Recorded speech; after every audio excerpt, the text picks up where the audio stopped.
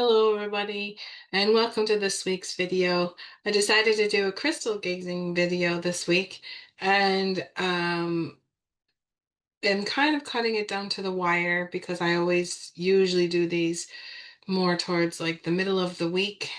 And this week I ended up having my back go out over the actually happened last Sunday when the other one was being uploaded that week. And I'm still kind of suffering from the fallout from that. Hello, Neo. You come to say hi. Um, and so basically, I'm going to try to do this as quickly as possible because my back is very bad today, and but I do want to record this so that it can get up and go out on the normal time that I always put it out on. And I did have to take some kind of a muscle relaxer because it really hurts to even just sit here in the chair. And so I'm probably going to start getting kind of drowsy or sleepy. So I figured I'd better record this before going any more forward. So we're gonna get the crystals up and then we'll start going through it.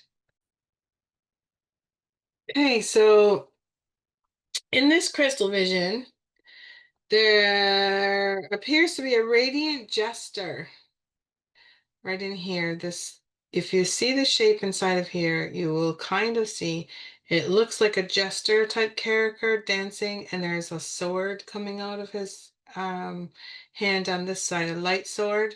And then over here, he seems to be wielding a flag that is white with a orange strip on it.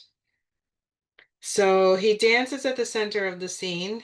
Before him stands and then over on this side stands a donkey, right? There is like a donkey faced character over here, and he's humanoid looking, and it looks like he's cutting the legs off the donkey. And then over here in this little thing, I found it looks like some kind of a he's he's a chubby little figure. He's wise looking on the surface. He has like a blazing third eye. And yeah, his sword slips from his grasp. His sword's kind of falling down here. And it's falling away. While behind him is a pile down here, is a pile of pink and blue crystals down here by his feet. And so what I feel is like this being here and this other being over here. Um, is kind of like charlatans or buffoons or something like that. This guy's definitely a buffoon looking character. And so the vision carries a clear warning to be watchful of charlatans and buffoons in the spiritual community. I feel like it has a lot to do with the spiritual community. Some twist the message of the new earth, selling enlightenment, as if it were a commodity. They seek followers, fame, and fortune rather than embodying true wisdom. They control platforms, retreats, and gatherings, making seekers believe they need luxury packages to evolve. But the fool, the sacred gesture, the guy in the middle, tells a different story. He reminds us to use discernment, to recognize false light, and to walk the quiet path of authenticity.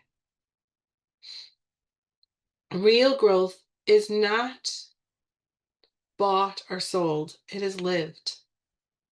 This message here is simple.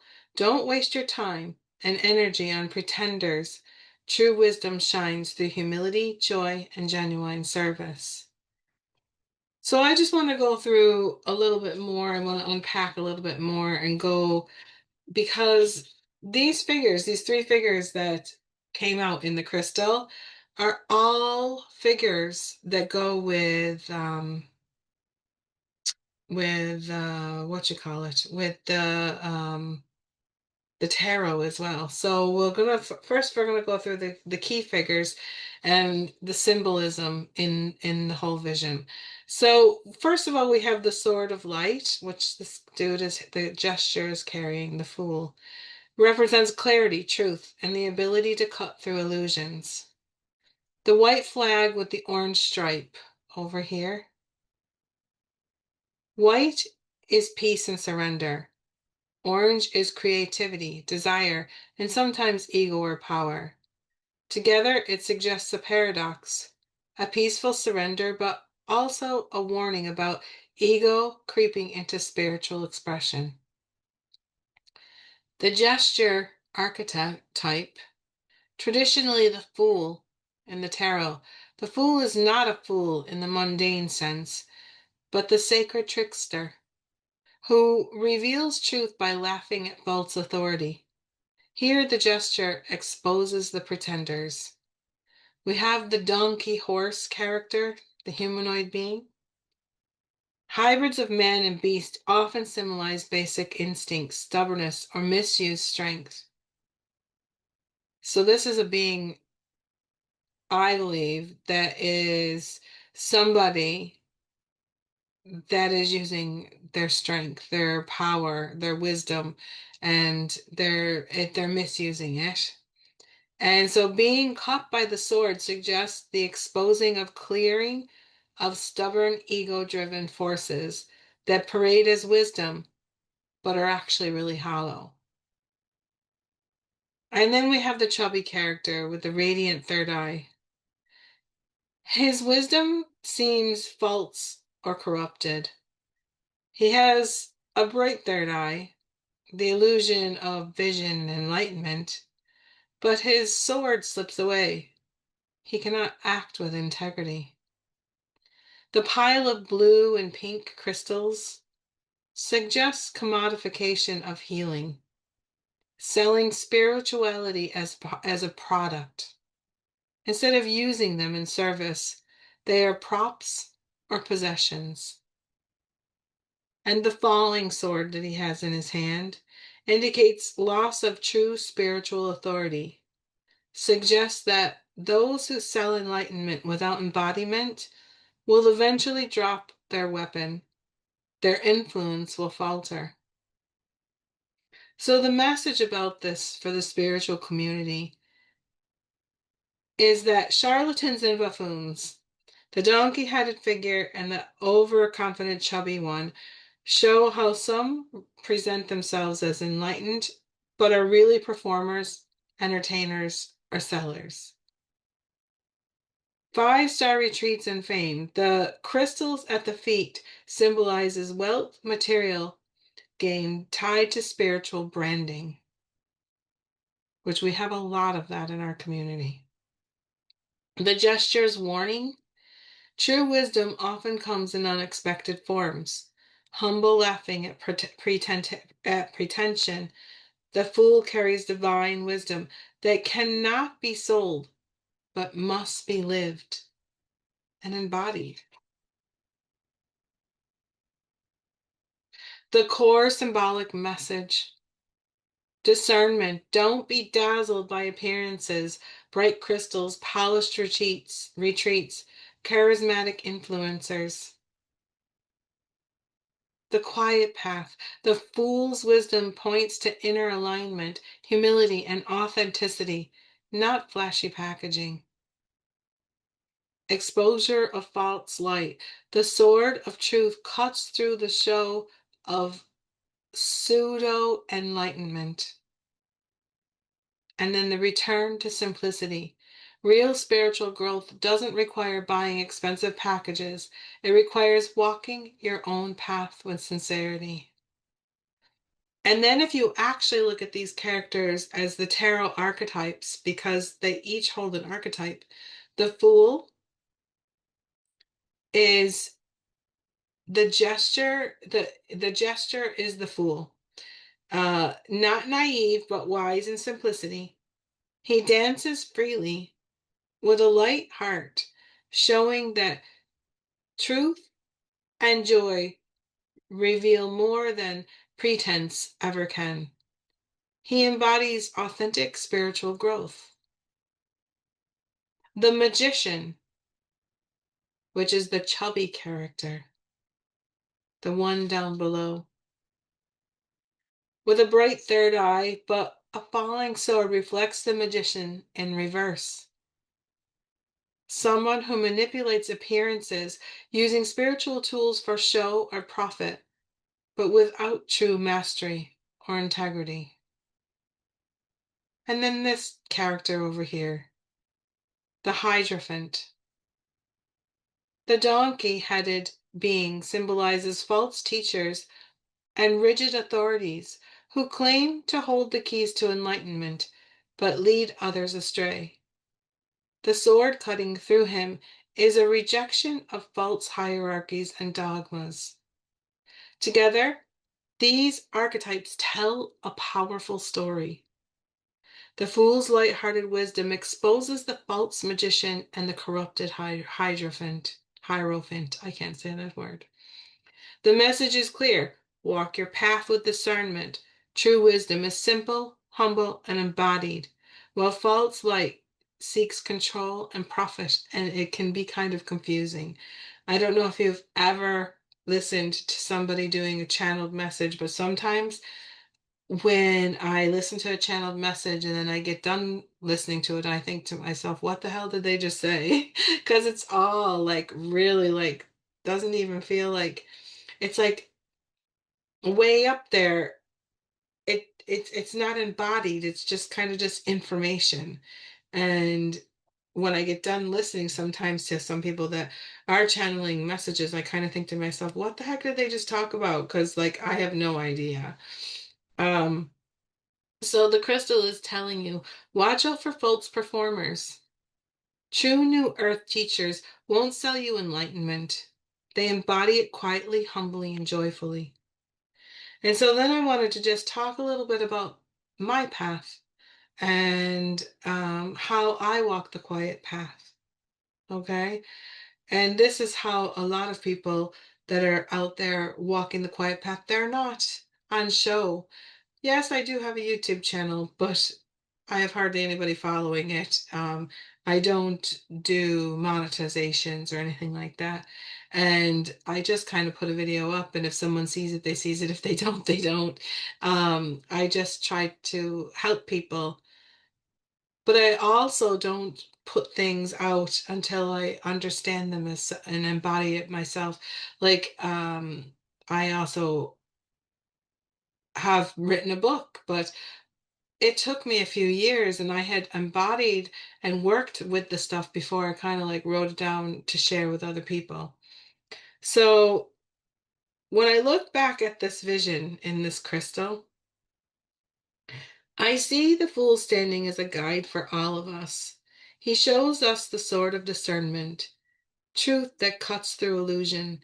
He carries the flag of surrender and fire, reminding us to stay humble but never dim our spark. This is the message. Use discernment. Be open, but don't be naive. Surrender your ego, but not your sovereignty. Because right now, much of the spiritual world has become a marketplace. I know this from my own journey. The jester-like figure dancing, a long sword in one hand and in the other, a white flag with an orange stripe. This stuck out to me right at the beginning. I just saw it right when I first kind of like peered and glanced at the image. It stuck out before I saw the other things. Together, the fool is playful yet wise, carrying the sword of discernment and a flag of surrender infused with fire. White for peace, humility, and openness. Orange for vitality, creativity, the courage to live our truth. Together, they whisper, be open, but do not lose your spark.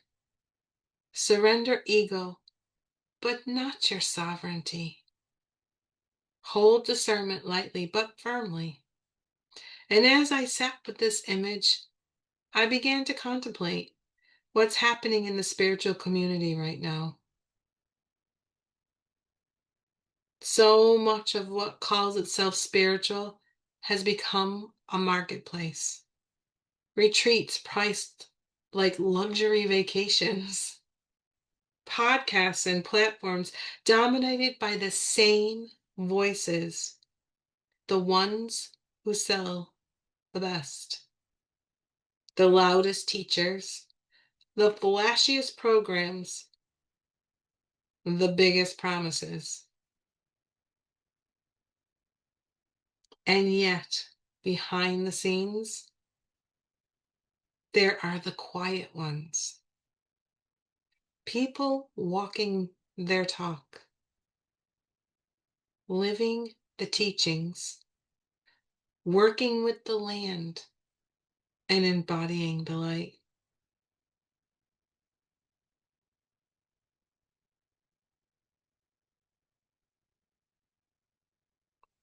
I work very quietly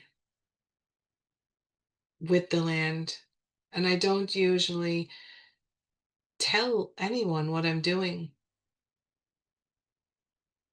But for years, I've been going around placing andaras into waterways and helping, trying to bring in the crystalline energy.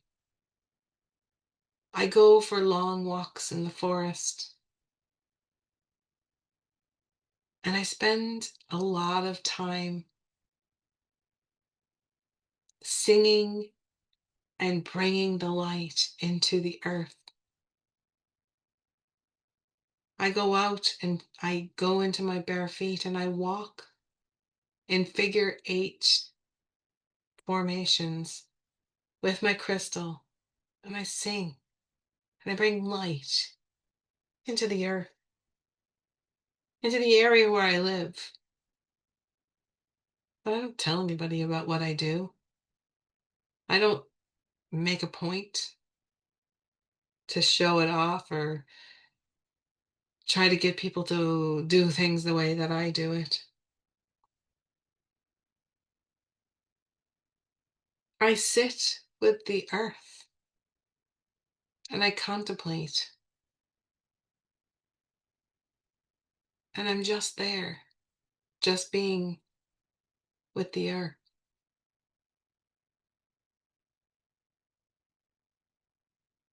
And people that do this kind of work, that are walking the path quietly, they don't have slick brands or marketing funnels. They're not being invited onto the big podcasts because what they have to say probably doesn't sell. Because most people that are walking the quiet path are chopping wood and carrying water, and they're living it, they're embodying it. And so they're overshadowed, voiceless, while hype rises to the top. And when I looked at the fool with the sword, I realized this is the message: discernment. Discernment for seekers and also for those of us who hold the light.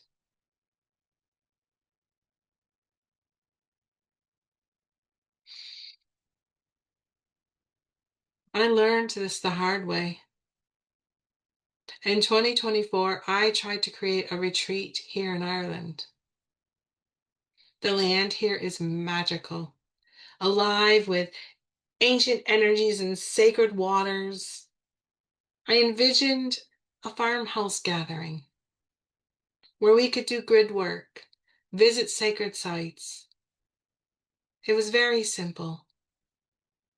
The retreat was called I Am Light Retreat. I am the light. And the whole retreat was going to be focusing on working with the land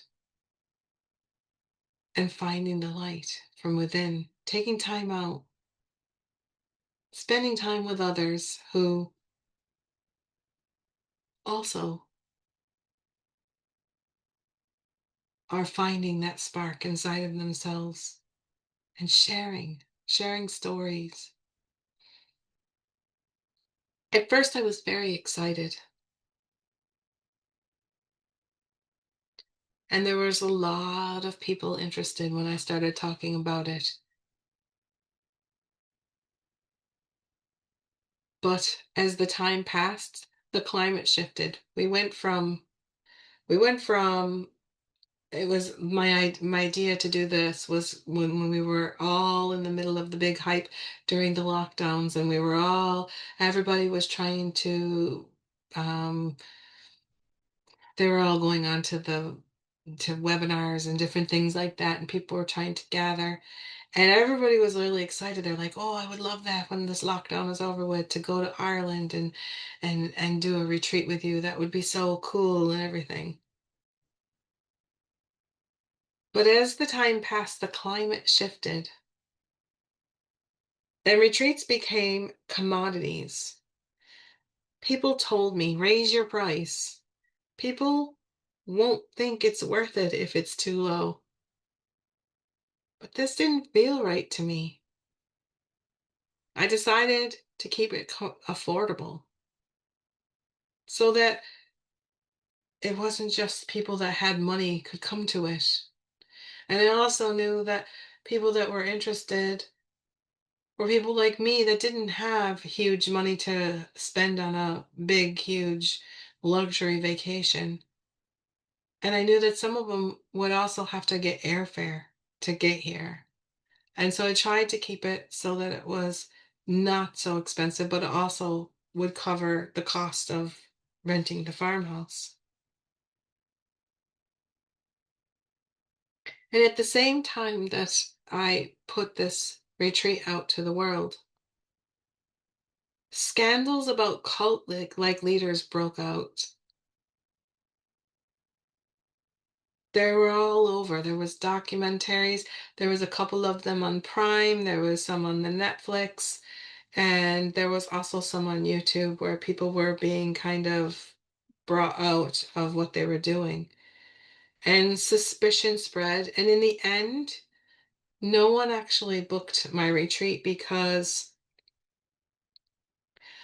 I had shut down my Facebook group after learning about these people that were running these cult like groups, which is a lot of what's going on in our spiritual community. I left my YouTube and I went quiet. Not because my work wasn't real, but because I didn't want to be swept into the noise or mistaken for something I wasn't.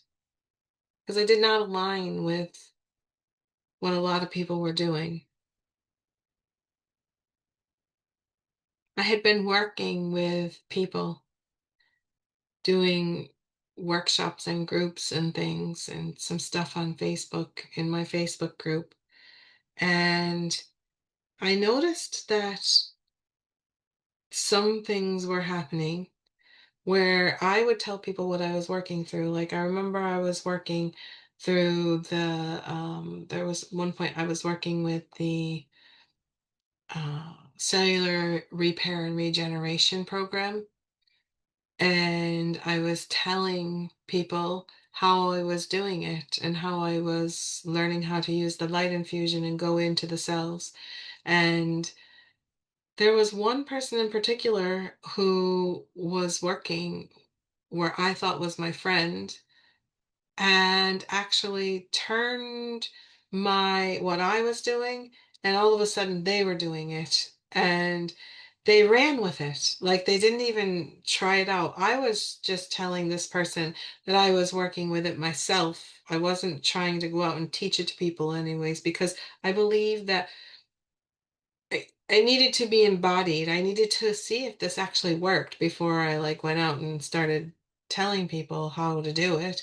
I had to do it for myself first and see if this was really something, and that I was being guided to do it. And this person ran off with it and created their own kind of masterclass thing around it.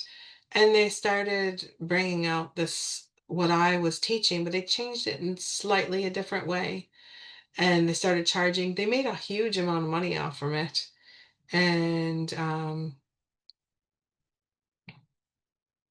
I didn't make any money because I had to learn a lesson as well. There was a lesson of discernment that when I'm working with something that's coming through, like I'm working on stuff even that I'm not telling anybody about because I want to embody it first before I bring it out to the public. And I learned that I need to be quiet and stay quiet and embody the work, body the information, and body what's coming to me before sharing. And then during the time of silence that I turned inward. I began doing quiet land work, sitting on the riverbanks and on the hilltops, gritting light into the waters, into the soil.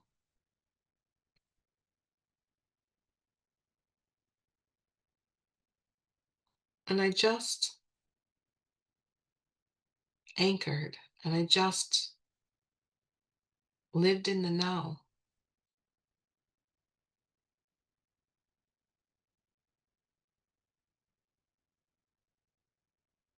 I called in the higher crystalline light and started weaving it into the earth. I let the earth recalibrate me as I offered my own light back. No social media, no fanfare, just presence. I literally stopped. I found myself stopping. I used to do lots of video blogs where I would come in. Hold on, now I've got people coming in my house. I just need to push pause for a second. I can figure that out.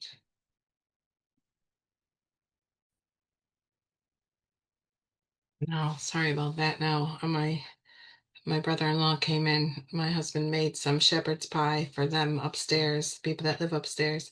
And now I've totally and completely lost what I was talking about. And I can't even remember what I was going to say. So I'm just going to kind of move forward a little bit. And I think I was talking a little bit about social media, doing things. I think, oh, I know what I was going to say. So, I used to video blog everything. Like every time I would go down to the forest, I started doing that during the lockdown because I thought it would be nice because I lived in Ireland and I was going down to the forest and it would be nice just to kind of share things and I would do like card pulls and all that and I would just kind of talk and everything and I would share everything, right? And when I did this, when I stopped going off there and I was just being present, I stopped feeling like I had to record everything. Like I had to like tell everybody everything that I was doing and what was going on. And I mean, I went a whole year without even, I didn't even want to record anything. I was going for walks and doing all the stuff that I was doing before, but I wasn't putting it up on and telling people that I was doing it or whatever. And because I started kind of going inward and sharing it, I started following this path and the magic started returning. The magic started returning inside of me. And I did so much and I ended up, writing the book and I embodied all of the information, what I was doing. And I just found that I didn't need to do that anymore. In fact, when it was time to actually start going back to sharing videos, I was very, very hesitant because I didn't want to go back. I didn't want to get back stuck into this crutch where I was focusing on putting up videos and getting followers and all of that kind of stuff. I learned that all of that stuff didn't matter. It mattered about living in the now, in the here and now, in the quietness of my thoughts, in the quietness of what was happening inside. And I remember when the guides were saying you have to start sharing again, teaching again, and starting up the whole thing with the social media.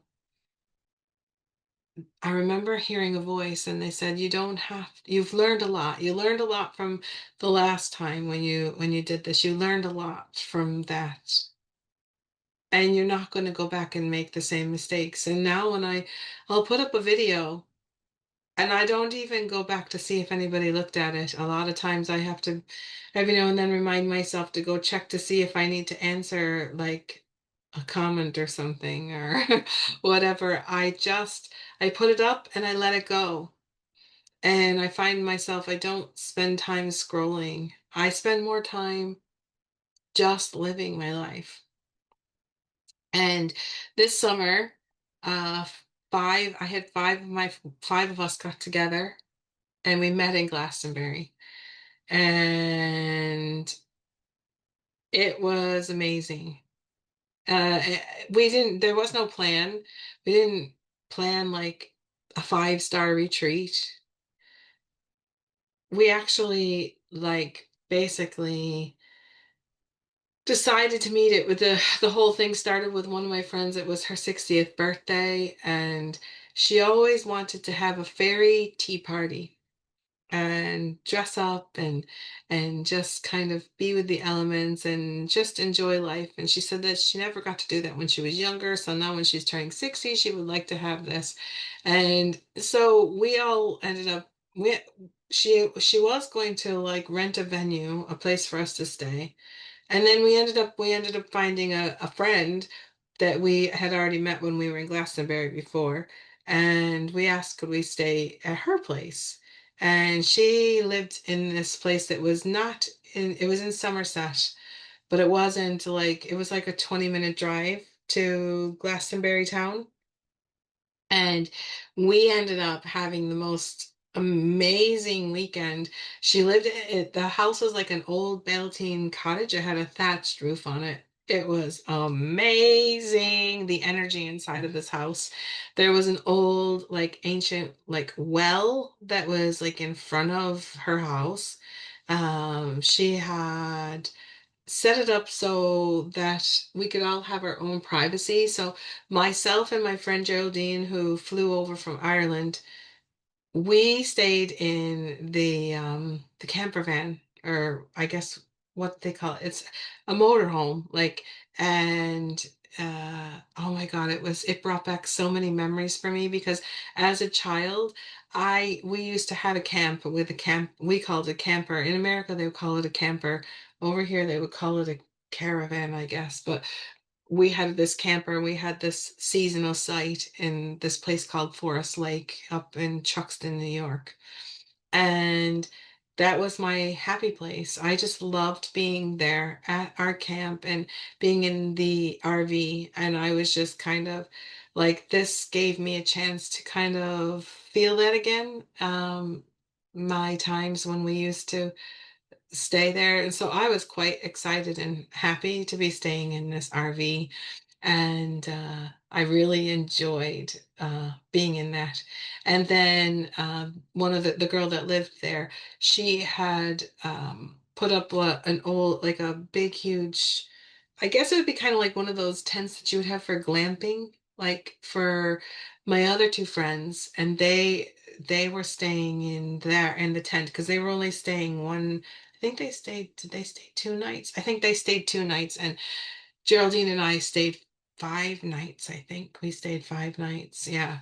Because we were flying over and they were already living in England and they just drove up for the Saturday and the Sunday, but Geraldine and I flew in on Wednesday night and we flew out on Monday morning or Monday afternoon or something like that.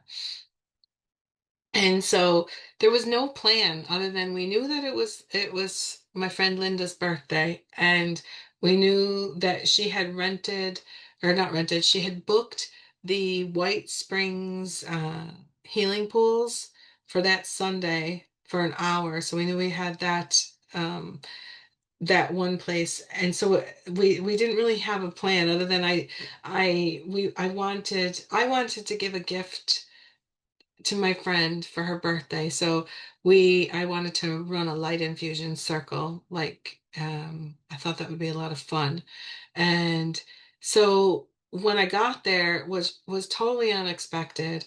My friend Geraldine, she came and she brought she had this amazing crystal bottle. It was bigger than this crystal that I'm using here. It was about as bigger in your hand. It was a bigger ball. It was magical. And the first night Geraldine brought that out, and she says, "Oh, Geraldine's a shaman." And she says, "Oh, I just bring that whenever I'm doing work with the land, and I just kind of put it somewhere, and it's my land crystal. But if you girls would like to sleep with it or play with it or do anything with it, you can." So the first night we got there, I was like, "Okay, I'm gonna hold this." And Gemma, the girl that we were staying with, she was like, we were sitting at the table inside the RV, and she was like, "Oh my God, I see this and I see that." And Gemma never saw anything in the crystals before. And and then I slept with it. Gemma was going to sleep with it, but then she said no, she wouldn't be able to sleep that night because it would be too much for her. So I kind of just put this under my pillow and I just kind of slept with it. They say not to sleep with a crystal if you're not used to it because it can make it so you can't sleep. And because it'll just start activating things and amplifying things. And so I slept with the crystal, and then I saw like all of these like images, and I started crystal gazing, and I saw I saw I saw the tour, and it was the day that we were actually, it was the next morning, Geraldine and I were going to walk up to the tour. Because I said, I can't be in Glastonbury and not go up to the tour. And so I had and there's a whole video I have of my experience that happened when I climbed the tower. So if you'd like to go to, you should go back and listen to that video. In fact, I might tag it onto the end of this video so that you could watch it. And it tells the story about my initiation. I'll just quickly tell that I ended up having an experience. I saw a whole scene in the crystal ball, and then the whole scene played out while I was climbing the side of the hillside going up to the tour, and it ended up being a big huge initiation. And Yeshua was like in the thing with my wings, and it's a whole big thing. You can go back and listen to that. So that started out the weekend. And then the next day, and then that day I also got to meet with my friend, the one that she helped me create my book cover. And we had a really lovely evening inside the town of Glastonbury. We sat outside in front of an ice cream shop. Then we had ice cream, and then we ended up, when that place closed, we had to like move off the sidewalk.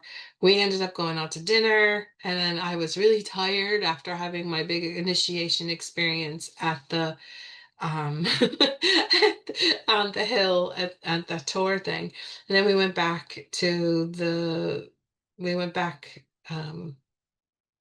Gemma's house, and then the next day was the day that we were supposed to meet my friend Linda and her friend in Avaberry, because we had already knew that we were going to be placing the last Andara into the third. Avaberry is the third chamber of the heart chakra, and Linda and I had already placed an Andara in the Glastonbury in the what is it called, the chalice wells. And my friend Geraldine, who was with me, she had helped me. We had put the Andara back in 2019 in the Hill of Tara. We did some work there with the Andara. So we wanted to finish off this work for the three chambers of the heart chakra. So the plan was that we're meeting Linda and her friend, and Gemma, myself, her husband John, and and Geraldine, we all met in Avebury, and we had our little bit of experience in Avebury, and we placed the Andara into that place. And so like that was all kind of finished, that work with the chambers of the heart and all that. And then we went back to Gemma's house and we had dinner, we had food, and then it was the next day was the day for Linda's party. And it was really hot. And so we just kind of like sat around. We didn't really go anywhere or do anything. Gemma went into Glastonbury and she got us these, I'll get them. She got us all because it was Linda's birthday and she wanted a fairy tea party. And so we ended up getting, I'm going to put this, I'm going to take the crystal off. There we go. So while I'm telling the story, and Gemma got us all elfin ears. Let me see. Let me see. We'll put one on. Let me see if I can get it on. And so we put these on for fun to kind of like dress up. And I ended up having, I made this headband out of crystals and I put my hair all up with my curls and we had our elven ears on for the dinner part. And we had a lot of fun. That was fun. And I think, will I leave them on? I can leave them on for a little bit. And so we did that. And that was, I mean, none of this was planned. And then what we do, we ended up having food. We ended up having a really nice meal. And we ended up I said, let's do a light infusion circle.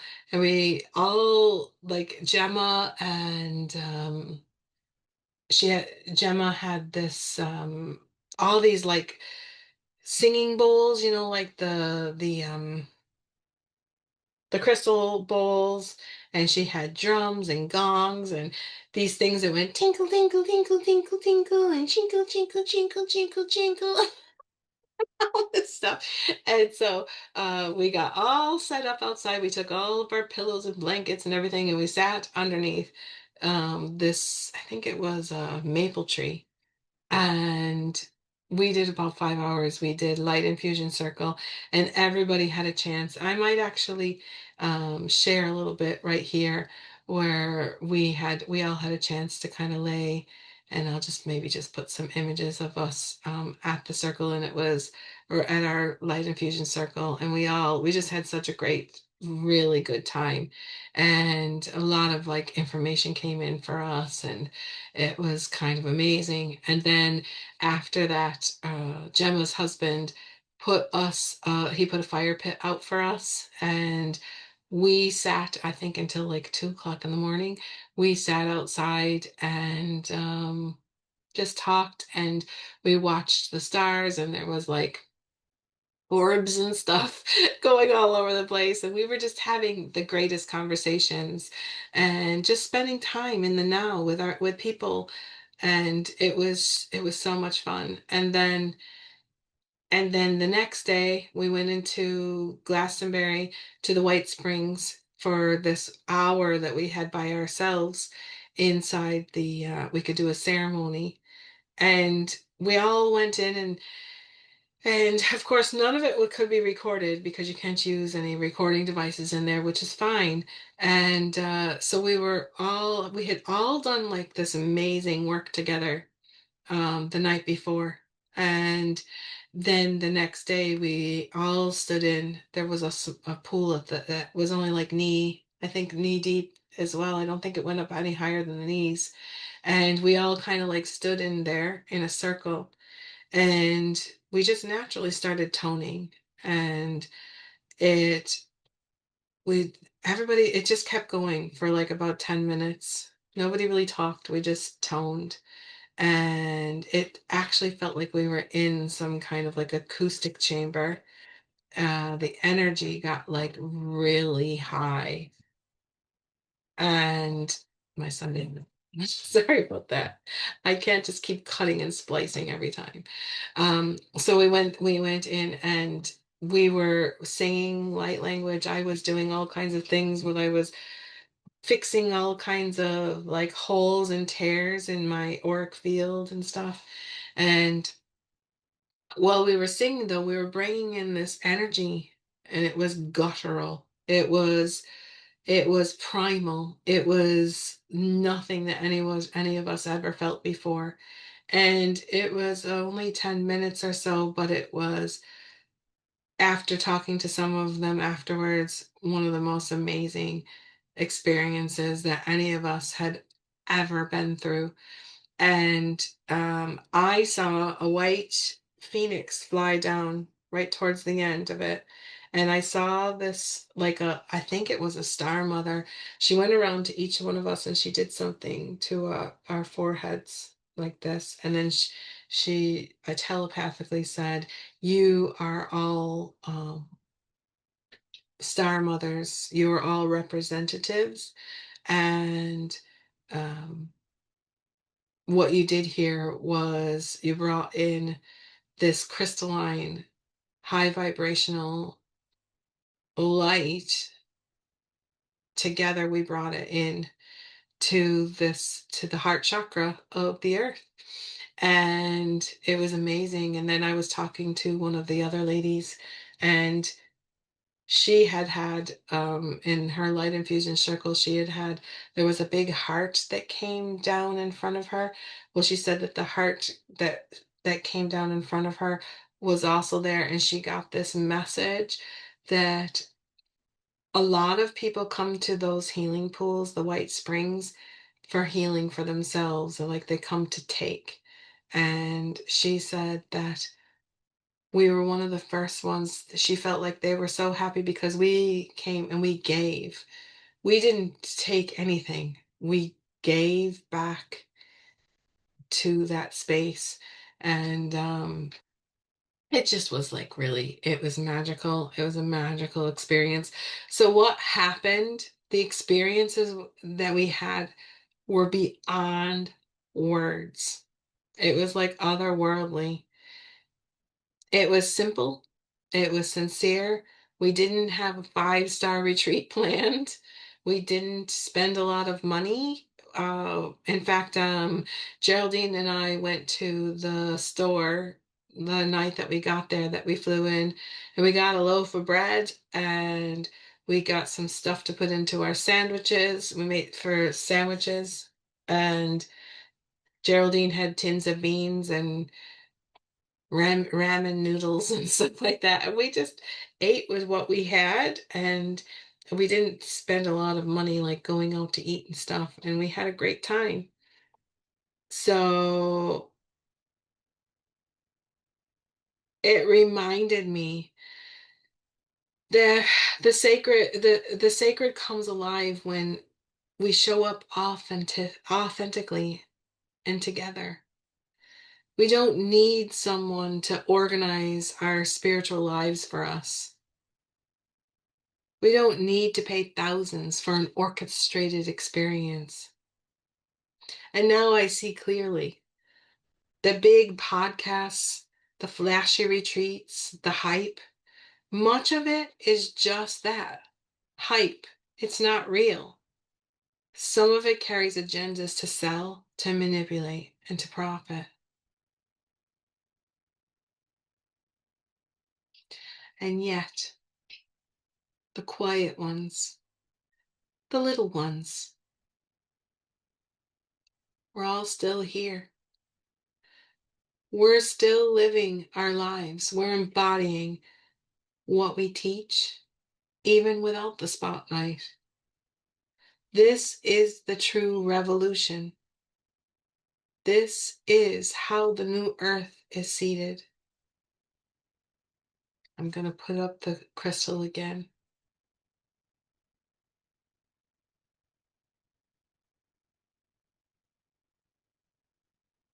See if it come up again. There we go.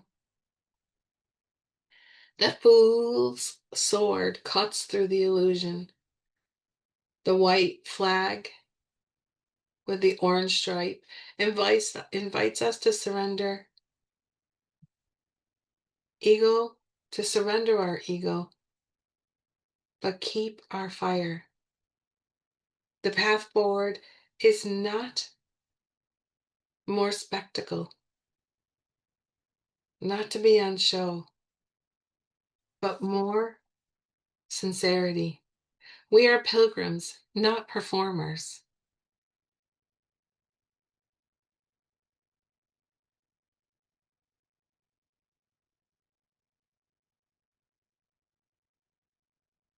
We are learning that true power is not in the spotlight, but in but not in, but in the soul,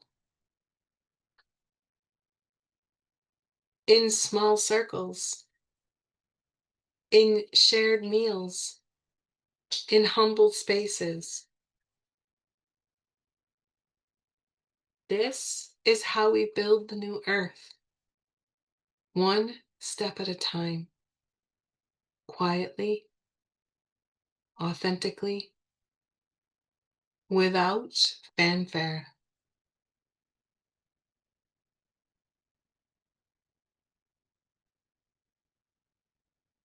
If you feel called, walk lightly, practice discernment, keep your sovereignty. Let your life be your teaching. Trust that those who need your work will find it. The quiet revolution has already begun. This is how we will get there.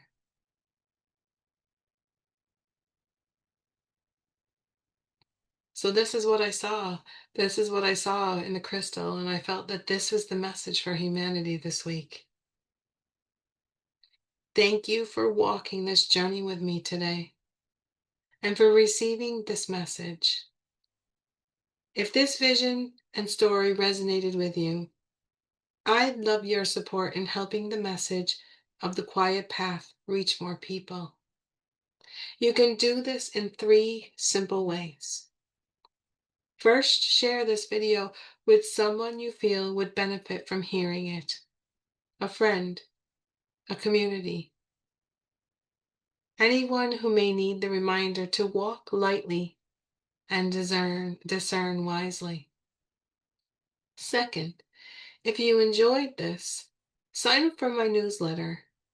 I always send out an email whenever I upload a new video, so you won't miss a transmission. And third, if you feel called to go deeper, I offer personal crystal gazing readings where I tune into your unique path and bring through messages and imagery just for you. You'll find a link to that below. Together, step by step, we can seed the new earth quietly, sincerely, and joyfully. The Fool reminds us real wisdom is lived, not sold. Thank you for being here, and thank you for walking this path with me.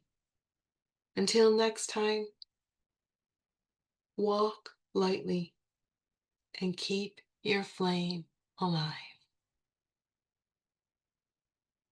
Sending you much love and much light. I hope you enjoyed this message.